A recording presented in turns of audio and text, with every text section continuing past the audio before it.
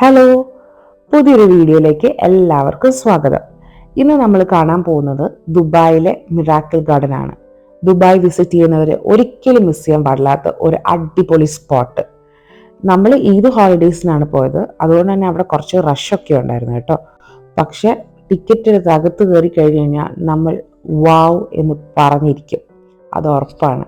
കാരണം 45 മില്യണിലധികം ഫ്ലവേഴ്സ് കൊണ്ട് അറേഞ്ച് ചെയ്തിരിക്കുന്ന ഒരു അതിമനോഹരമായ പൂന്തോട്ടാണിത്.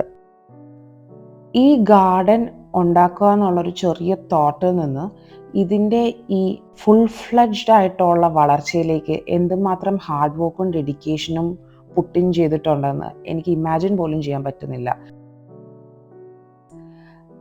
ഈ ഗാർഡന് മാത്രം ആയിട്ടുള്ള ചില പ്രത്യേകതകളുണ്ട്. അതിലൊന്നാണ് ഈ അംബ്രല ടണൽ. ഇത് പാത്വേസ് ആണ്, ഇത് പല ഭാഗത്തായിട്ടുണ്ട്. ഇതിൻ്റെ അകത്ത് നമുക്ക് കോഫി ടേബിൾസും വെച്ചിട്ടുണ്ട്. അപ്പോൾ റിലാക്സ് ചെയ്ത് നമുക്ക് കാപ്പിയോ ഡ്രിങ്ക്സോ സ്നാക്സോ ഒക്കെ കഴിച്ച് ഒന്ന് റെസ്റ്റ് എടുക്കാൻ പറ്റും. ഒത്തിരി നടക്കാനുണ്ടേ. ഇത് അവിടെയുള്ളൊരു ആർട്ടിഫിഷ്യൽ ലേക്കാണ്. അതിന് ചേർന്നിട്ടുള്ള കോമ്പണൻസ് അതിന് ചുറ്റും വെച്ച് വളരെ ഒരു ഡിസ്നിയിലെ കാർട്ടൂണിലെ ഒരു പിക്ചർ പോലെയാണ് എനിക്ക് പല ഭാഗങ്ങളും കാണുമ്പോൾ ഓർമ്മ വരുന്നത്. പിള്ളേർക്ക് ഇത്തിരി ക്ഷീണം വരാൻ ചാൻസ് ഉണ്ട് കേട്ടോ, കാരണം കുറച്ച് നടക്കാനുണ്ടെന്ന് ഞാൻ പറഞ്ഞല്ലോ.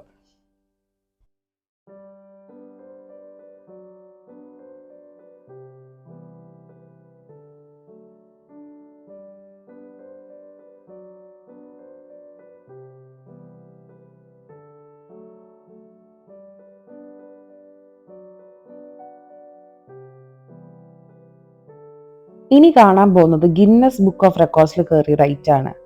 എമിറേറ്റ്സിന്റെ എയർബസ് A380 എന്ന് പറഞ്ഞ ഒരു വലിയ എയ്റോപ്ലെയിനിന്റെ അതേ ഡയമെൻഷൻസിൽ ഓവർ 5 lakh ലൈവ് ഫ്ലവേഴ്സ് കൊണ്ട് അറേഞ്ച് ചെയ്തിട്ടുള്ള ഒരു സ്ട്രക്ചർ. ഇത് മൈൻഡ് ബ്ലോയിങ് എന്നേ പറയാൻ പറ്റുള്ളൂ. അതിന് താഴെ ഒരു വാക്കില്ല. ശരിക്കും നമുക്ക് ഓ വാവ് എന്ന് പറയും. ഇതിന് മുൻപിൽ നമുക്ക് ഫോട്ടോഗ്രാഫ്സ് എടുക്കാനുള്ള സംവിധാനമുണ്ട്. അവന് വേണമെങ്കിൽ എടുത്തു തരും. പ്രൊഫഷണൽ ഫോട്ടോഗ്രാഫേഴ്സ് ഉണ്ട് അവിടെ. അതിനൊക്കെ എക്സ്ട്രാ പേയ്മെൻറ്റാണ്. ഈ ഹാർട്ട് ഷേപ്പിലുള്ള സ്ട്രക്ചേഴ്സിൻ്റെ അവിടെ നിന്ന് ഒത്തിരി ഫോട്ടോസ് എടുക്കുന്നുണ്ട് കേട്ടോ ആൾക്കാർ. ഈ ഇൻസ്റ്റാഗ്രാമിലൊക്കെ ആക്റ്റീവായിട്ടുള്ളവർക്ക് ഇഷ്ടപ്പെടുന്നൊരു സ്പോട്ടാണത്. നോക്കിയേ, ഈ ഫ്ലോറൽ ക്ലോക്ക് കാണാൻ നല്ല ഭംഗിയില്ലേ?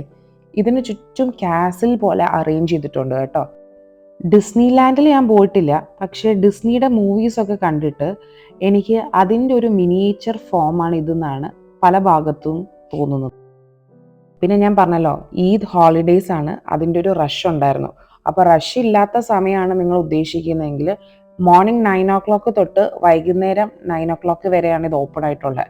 അപ്പോൾ പീക്ക് ടൈം അല്ലാത്ത സമയത്ത് പോയാൽ നിങ്ങൾക്ക് കുറച്ച് റിലാക്സ്ഡ് ആയിട്ട് കാണാൻ പറ്റും.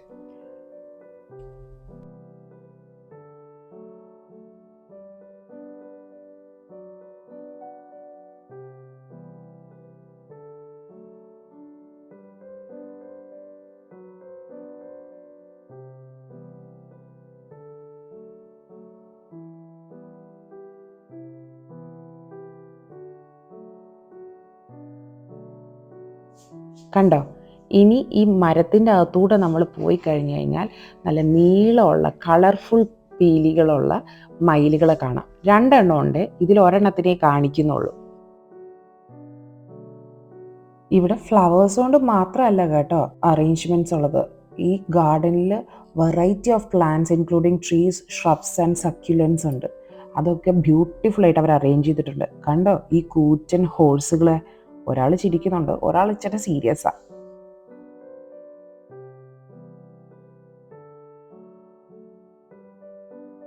ഇത് നമ്മൾ നേരത്തെ കണ്ട ലേക്കിൻ്റെ തന്നെ വേറൊരു ഭാഗമാണ് കേട്ടോ.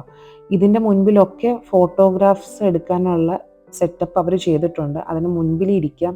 ഈ ചെറിയ തണ്ണീർപ്പന്തൽ പോലെയും അവർ ബിൽഡ് ചെയ്ത് വെച്ചിട്ടുണ്ട് കേട്ടോ. ഈ ബോട്ടും നല്ല ഭംഗിയിൽ അവർ അറേഞ്ച് ചെയ്തിട്ടുണ്ട്. എനിക്ക് തോന്നുന്ന ഡിഫറെൻറ്റ് സീസൺസിൽ വരുമ്പം ഇതിൻ്റെ അറേഞ്ച്മെൻറ്റ് ചെറുതായിട്ട് മാറുമായിരിക്കും. ഫ്ലവേഴ്സിൻ്റെ ഒക്കെ സീസൺസ് മാറുന്നതിനനുസരിച്ച് ചെറിയൊരു വ്യത്യാസം ഉണ്ടെന്നാണ് എനിക്ക് തോന്നുന്നത്. ഇത് ഒരു വലിയ കാസിലാണ്. അതിൻ്റെ മുകളിൽ കയറി കഴിഞ്ഞാൽ ഈ ഗാർഡനെ കുറച്ചുകൂടെ ഒരു ബേർഡ് ഐ വ്യൂവിൽ കാണാൻ പറ്റും. ആ കാസിൽ കാണാം, ആനക്കുട്ടന്മാരെ കാണാം, മയിലുകൾ 2 പേരെ കാണാം, കുതിരകൾ 2 പേര് പ്രൊട്ടക്ഷന് വേണ്ടി നിൽക്കുന്ന പോലെ, പിന്നെ ഇതാ ആ അംബ്രല ടനലിൽ കാണുന്നുണ്ടോ ബ്ലൂ കളറിൽ.